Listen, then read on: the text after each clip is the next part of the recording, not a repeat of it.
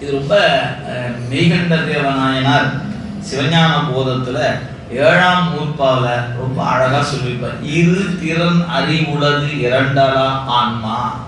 ஒரு தொடர், அவ்வளவுதான். அதுல சொல்லும்போது இரு திறன் அறிவுள்ளது, இரண்டையும் அறிவதாய், இரண்டாலும் அறிவதாய், இரண்டையும் அறிகின்ற காலத்து அதுவே ஆக நின்று அறிவதாய். பாசத்தோடு கூடி பாசமா அறிவும், சிவத்தோடு கூடி சிவமா அறிவோம். எனவே அதனோடு கூடி அதுவாக அறிவோம். இரண்டையுமே அறிகிறோம், சிவத்தையும் அறிகிறோம், பாசம். ஏன் ஆனந்தம் சிவம் என்று தெரிகிறது, ஆனந்தத்தை மறைக்கிற பொருள் பாசம் என்று தெரியுதா இல்லையா? ஆம், ஆனந்தத்தை மறைப்பது பாசம், ஆனந்தமா இருப்பது சிவம். எனவே சிவத்தையும் அறிகிறோம், மறைக்கிற பொருளையும் அறிகிறோம். எனவே இரண்டையும் அறிவதாய், இரண்டாலும் அறிவதாய், இரண்டையும் அறிகின்ற பொழுது அதுவே ஆக நின்று அறிகிற தன்மை உயிருக்கு உண்டு என்பதனால நமக்கு பேரு சைவ சித்தாந்தம் சொல்லுது சதசத்து. இது சத்தும் அல்ல அசத்தும் அல்ல, சதசத்துன்னு பேரு. இது சித்தாந்தத்துடைய அடிப்படை. அப்ப இப்ப நமக்கு இந்த இடத்துல தான் நமக்கு கேள்வி இருக்கிறது. அப்ப நம்முடைய அறிவுக்குள் ஆனந்தமாக நிற்கக்கூடிய அவனை அறிய முடியாது தடுக்கிற பொருள் மாயை, அந்த ஆணவம் என்கிற பொருள். இப்ப இந்த மறைப்பை நீக்குவதற்கு தாங்க பெருமான் கருணை கொள்கிறான். இப்ப அவன் செய்கிற உபகாரம் என்ன? ஏன்னா கடவுள் முன்னாடி போய் நம்ம நிற்கிறோம் அப்படின்னா அவன் செஞ்ச உதவி என்னங்கிறது நம் நினைப்புக்கு வந்தா தான் நம் நெஞ்சம் கசி. இந்த கசிவு வருவதற்கு அவனுடைய உபகாரம் நினைவுக்கு வரணும். இந்த உபகாரம் நினைவுக்கு வரலன்னா கசிவு வராது. அப்ப அந்த உபகாரம் என்ன அப்படின்னு கேட்டா, இந்த ஆணவம் என்கிற மலம் அறிவோடு இருக்கிறது. அவனும் அவன் என்னைக்கு இருந்தானோ அன்னைக்கே நாமும் இருந்தோம், நாம இருந்த அன்னைக்கே இந்த மலமும் நம்ம கூட இருந்துச்சுங்க. இது சைவ சித்தாந்தத்துல இன்றியமையாத ஒரு அடிப்படை என்னன்னு கேட்டீங்கன்னா, இப்ப நாம இருந்தோம், இறைவன் இருந்தான், நம்மோடு பாசம் வந்து சேர்ந்துச்சு நினைச்சீங்கன்னா தப்பு இல்ல. நாம போய் பாசத்தோடு சேர்ந்துட்டோம், சேராத கூட்டணியில சேர்ந்துட்டோம் அப்படின்னு நினைச்சோமா அதுவும் தப்பா போயிடும் இல்லைங்களா? அப்படி இல்லை. நாம் எப்ப இருந்தோம், அதாவது சைவ சித்தாந்தத்தினுடைய அடிப்படை என்னன்னா, என்று நீ அன்று நான் என்பது அடிப்படை. இறைவன் இருந்த பொழுதே உயிர்கள் என்று சொல்லப்படுகிற பொருள்கள் இருந்தன. சரி, உயிர் எப்படி இருந்தது அப்படின்னா அது பாசத்தோடு இருந்தது. இந்த பாசம் அந்த உயிரோடு இருந்தது எப்ப அப்படின்னு கேட்டா, உயிர் எப்போது இருந்துச்சு அப்பவே சொல்றாங்க. பாசம் என்பது உயிரிடத்துல இடையில் வந்து கூடியவை அல்ல. இடையில் கூடிய பாசம் எதுன்னு கேட்டீங்கன்னா ஆணவம் அல்ல, கண்மமும் மாயையும் தான் இடையில வந்து கூடும். ஆணவம் என்பது இயல்பாகவே நம்ம கூடவே இருப்பது. எனவே அப்ப நீங்க இப்ப என்னன்னு கேட்டா, என்னைக்கு கடவுள் இருந்தானோ அன்னைக்கே நானும் இருந்தேன், நான் என்னைக்கு இருந்தேனோ அன்னைக்கே இந்த ஆணவ மலம் என்னோடு இருந்துச்சு.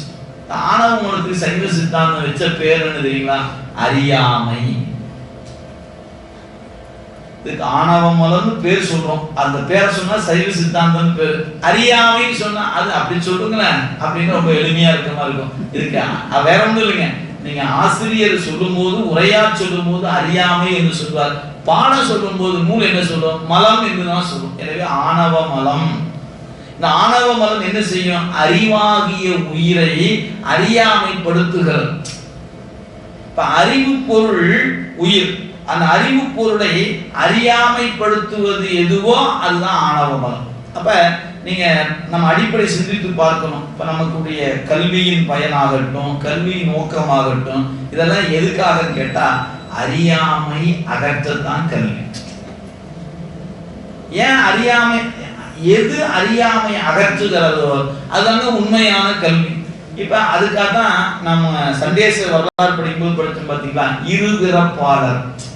இந்த உபநயனம் என்று ஒன்று ஏன் நடக்குது அப்படின்னு கேட்டா, உலகியல் அறிவை தருவதற்கல்ல அந்த பூநூல் என்கிற உபநயனம்.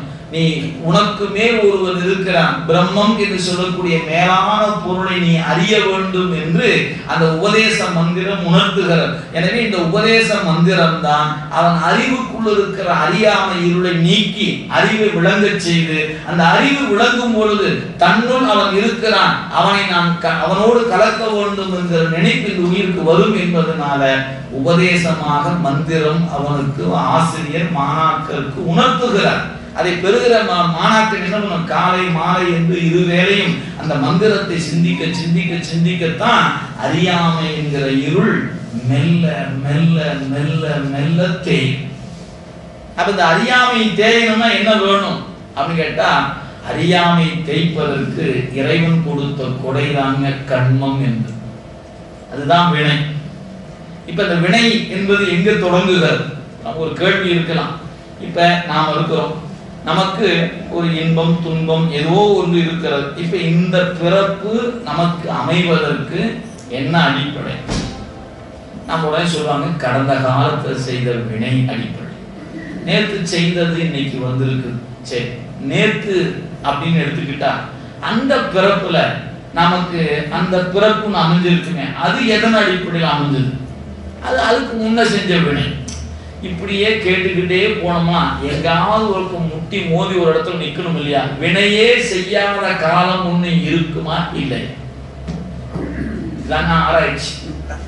வினை என்கிற ஒன்றை நேற்று செஞ்சது இன்னைக்கு வந்துருச்சுங்க, நான் ஏத்துக்கிறேன், மறுக்கல. சரி, நேற்று அப்படின்னு எடுத்துக்கிட்டா அது முந்தா நாள் செய்த வினை, அதுக்கு முதல் நாள். இப்படியே கேட்டுக்கிட்டே போனா ஏதாவது ஒரு நாள் வினையே இல்லாத நாள் ஒன்று இருந்திருக்குமா இல்லையா? இதாங்க ஆராய்ச்சியில ஒவ்வொரு சமயங்களும் ஒவ்வொரு வகையாக மேற்கொண்டு இருக்காரு. நம்ம எந்த சமயத்தை பற்றி சிந்திக்க வேண்டியதில்லை. நம்முடைய நெறி என்ன சொல்லுகிறது அப்படின்னு கேட்டா, இங்க அதான் சொன்னாரு, இந்த அறியாமை என்ற இருளுக்குள் கிடந்த உயிர்களை கண்முறுக்கிறான் பெருமான். இதை எப்படியாவது இந்த இருட்டிலிருந்து வெளியே கொண்டு வரணும். இது அறிவை இழந்து நிற்குது. இந்த அறிவை இழந்து இருக்கிற உயிர் கூட்டத்துக்கு இந்த உயிர்கள் அறிவுடையனன்னு முதல் உணர்த்தணும். அப்புறமேலு அறிவுக்குள்ள ஆனந்தத்தை உணர்த்து அப்புறமேலு முதல்ல இந்த உயிர்கள் என்ன செய்ய வேண்டி இருக்குங்க, இவை அறிவுடையவை என்பதை உணர்த்த வேண்டும் என்று கருதுனா அதுக்கு என்ன பண்ணணும்? இப்ப அந்த உயிருக்கு உதவி செய்யணும். அந்த உதவி செய்யும் போது ரெண்டு பொருள் அவன் கூட்டுகிறான். ஒன்று மாயை என்பதுங்க, இன்னொன்று கண்மம் என்பது. அப்ப இந்த மாயை கண்மம் என்பது என்ன பொருள் அப்படின்னு கேட்டா, இவை இரண்டும் தனித்தனி பொருள். இப்ப நாம பேசிக்கா அடிப்படையில இறைவன் ஒரு தனி பொருள், உயிர் ஒரு தனி பொருள், ஆணவ மதம் என்பது ஒரு மூணு பொருளுக்கும் மூணு வகையான இயல்புங்க. ஆனந்தமே வடிவமாக இருப்பது சிவம், ஆன்மா அறிவே வடிவமாக இருப்பது. இந்த அறிவே வடிவமான ஆன்மாவிடத்துல அறியாமை என்கிற இருள் கலந்து நிற்கிறது. இந்த அறியாமை என்கிற இருள் கலந்து நிற்பது எது போல நிற்கிறது அப்படின்னு கேட்டா, இறைவன் என்று இருந்தானோ அன்று உயிர் இருந்தது, உயிர் இருந்த அன்றே அதனோடு மலம் கலந்து இருந்தது. இது செம்பில் கழிவு போல, நெல்லுக்கு உமி தவிடு போல அது இந்த ஆணவ மலம் ஆன்மாவுடைய அறிவுல கலந்து நின்றது. இப்ப நெல்லுக்கு உமி எப்பொழுது வந்துச்சு? நெல் என்ற பொருள் இருந்த பொழுது வந்துச்சு. செம்புக்கு கலிங்கு எப்போ வந்துச்சு? செம்பு என்கிற பொருள் எப்ப இருந்துச்சோ அப்பவே வந்துச்சு. அப்ப செம்பில் கலிங்கு போலவும் நெல்லில் உமியை போலவும் இந்த ஆணவ மலம் உயிர் என்ற பொருள் இருந்த பொழுதே இருந்தது. அப்ப இறைவன் இருக்கிறான், உயிர் இருந்தது, உயிரோடு மலம் இருந்தது. இதுக்கு நல்ல மிகச்சிறந்த உதாரணம் நம்முடைய பெருமக்கள் காட்டும் போது கடல், நீர், உப்பு, இந்த மூணு தான் உதாரணம். கடல் என்பது பறந்து இருப்பது, அதுக்குள்ள நீர் என்பது அடங்கி நிற்கிறது. அந்த நீர் எவ்வளவோ அவ்வளவு உப்பு இருக்கிறது. இந்த உப்பு என்பது அந்த நீரில் தான் கலந்திருக்கிறது அன்றி நீருக்கு இடம் கொடுத்திருக்கிற நிலப்பரப்பாகிய கடலில் இல்லை.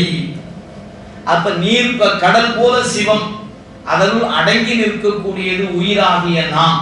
நமக்கு அறிவு முழுக்க கலந்து நிற்பது ஆணவம். இது உப்பு போல, நீர் முழுக்க உப்பு இருப்பது போல அறிவு முழுக்க அறியாமை கலந்து நிற்கிறது. அறிவு முழுக்க கலந்திருக்கிற அறியாமையை அகற்றுவதற்கு பெருமான் கருணை கொள்கிறான்.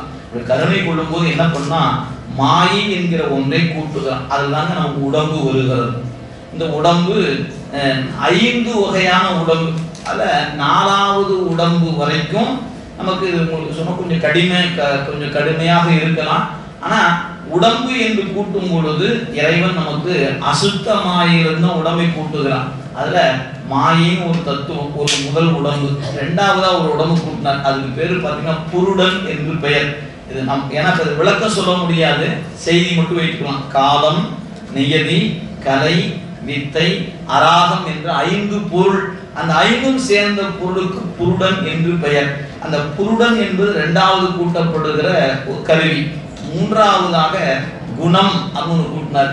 அந்த குணம் என்பது ராசத குணம், தாமத குணம், சாத்வீகம் என்கிற மூன்று குணம். இது முக்குணம்னு பேருங்க. எனவே குணங்கள் மூன்று: சாத்வீகம், ராசதம், தாமதம் என்பது. இந்த மூணு குணத்தை கூட்டினார். அது மூணாவது உடம்பு.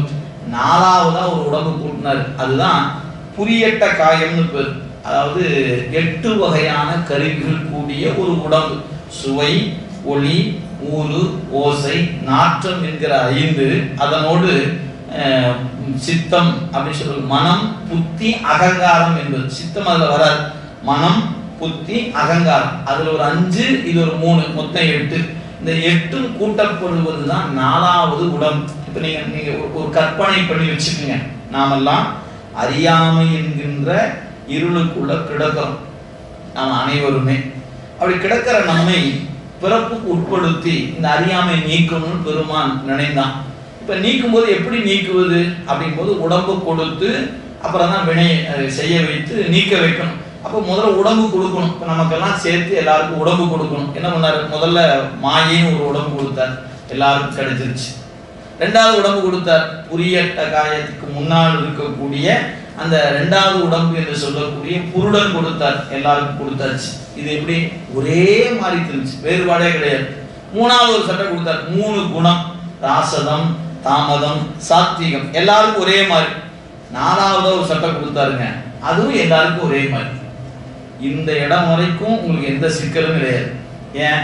4வது உடம்பு என்பது வரைக்கும் எறும்பிலிருந்து யானை வரை அனைத்து உயிர்களுக்கும் இது பொருந்தும். இதுல எறும்புக்கு வேற, யானைக்கு வேற அப்படிலாம் இல்லை. எறும்பு முதல் யானை வரை இருக்கக்கூடிய அத்தனை கோடி உயிர்களுக்கும் இந்த உடம்பு பொருந்தும். இந்த 5வது உடம்பு கொடுக்கிறாரு பாருங்க, அந்த இடத்துலதான் இப்ப நமக்கு சிக்கலே இருக்கு. இப்ப இந்த உயிர்களுடைய பிறப்பை சொல்லும் போது 4 வகை தோற்றம், 7 வகை பிறப்பு, 84 லட்சம் வெரைட்டி சொல்றோம்.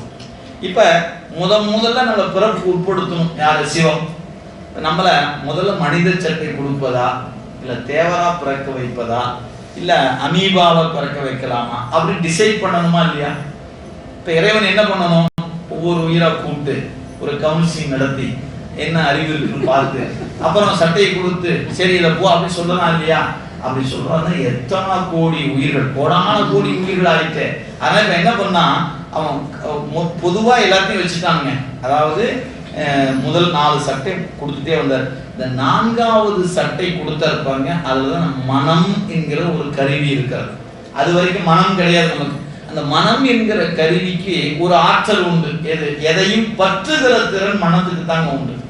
மனம்தான் பற்றும். பற்றிய ஒன்றை இதுவா அதுவா என்று ஆராய்வது வேறு கருவி.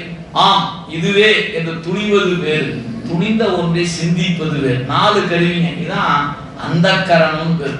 மனம், புத்தி, சித்தம், அகங்காரம். மனம் பற்றும், புத்தி ஆராயும், சித்தம் சிந்தனை செய்யும், அகங்காரம் துணிந்து எழும். இதுதான் அப்படிங்கிற ரிசல்ட்டை கொடுப்பது எது? அகங்காரம் கொடுக்கும். அகங்காரம் எந்த ரிசல்ட் கொடுக்குதோ அதை சித்தம் சிந்தனை பண்ணிட்டு இருக்கும். அப்ப அந்த சித்தம் சிந்தனை பண்ணும் பொழுது 2 வகையாக சிந்தனை செய்யும். புதிதாக பார்த்ததையும் சிந்தனை செய்யும், ஏற்கனவே பழைய குப்பைகளாக இருப்பதையும் சிந்தனை செய்யும். அது அவனுடைய திறமை. அப்ப பற்றுகிற திறன் யாருக்கு உண்டுனா அந்த மனம்ங்கிற கருவிக்கு உண்டு. இப்ப எல்லாருக்கும் ஒரே மாதிரி கருவி கொடுத்த உடனே மனம் என்கிற கருவி கூட்டப்பட்ட மாத்திரத்தில் இந்த உயிர்களாகிய நாம் நம்முடைய அறிவு, இச்சை, செயல் என்று சொல்லப்பெறுபவற்றில் அவங்க அறிவு ஒவ்வொன்று வகையாக வெளிப்பட்டதுங்க. அந்த அறிவு எவ்வாறு வெளிப்பட்டதுன்னு பார்த்து அதுக்கேற்ப சட்டையை கொடுத்தான். இதுதான் இறைவன் செய்த பெரும் கொடை. இப்ப 4வது சட்டை வரைக்கும் எல்லாருக்கும் ஒக்கும், பிறப்பு ஒக்கும், எல்லா உயிருக்கும். சிறப்பு ஒவ்வா. எதனால? அந்த செய் தொழில் வேற்றுமை காரணமாக சிறப்பு ஒவ்வா. ஆனா பொது எல்லாருக்கும் ஒக்கும். எனவே சூக்கும தேகம் வரை கோடான கோடி உயிர்களுக்கும் அந்த சட்டை பொருந்துச்சு. இப்ப முதல் சட்டை கொடுக்கும்போது அந்த மனத்தினால் வந்த விகாரம் காரணமாக தூள உடம்பை காட்டணும். அப்ப ஒவ்வொரு உயிருக்கும் ஒவ்வொரு வகையான உடம்பு கொடுத்தான். அந்த உடம்புக்கு கிடைச்சிருச்சு. இப்போ நம்ம உதாரணத்துக்கு ஒரு மனித சட்டையே கிடைச்சிச்சுங்க.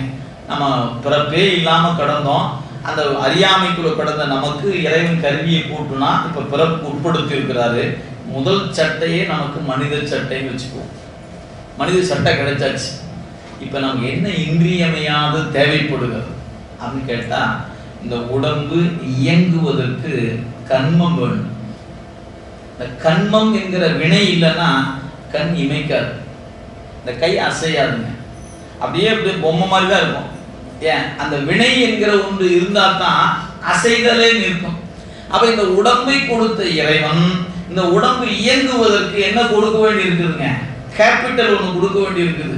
அந்த கேபிட்டல் என்பது அது யாரு கொடுப்பது? நாம முதல்ல எதுவுமே இல்லாம தானே கிடந்தோம், வினையே இல்லாம கிடந்தோம்.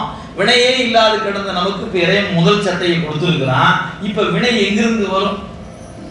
வினையே நமக்கு இல்லையே. அப்போதான் அங்கதான் இறைவன் கண்மம் என்கிற பொருளிலே இருந்து ஒவ்வொரு உயிருக்கும் கேபிட்டலை கொடுத்தான். அவன் கொடுக்கிற அந்த கேபிட்டல் என்று சொல்லக்கூடிய வினையில பாவம் கிடையாது, புண்ணியம் கிடையாது. பாவ புண்ணியம் இல்லாத வினை கொடுத்தான். அந்த உடம்பை பெற்ற நாம் வினை செய்ய தொடங்கணும், செயல்பட ஆரம்பிச்சோம். செயல்படும் பொழுது கணக்கு எழுத ஆரம்பிச்சான்.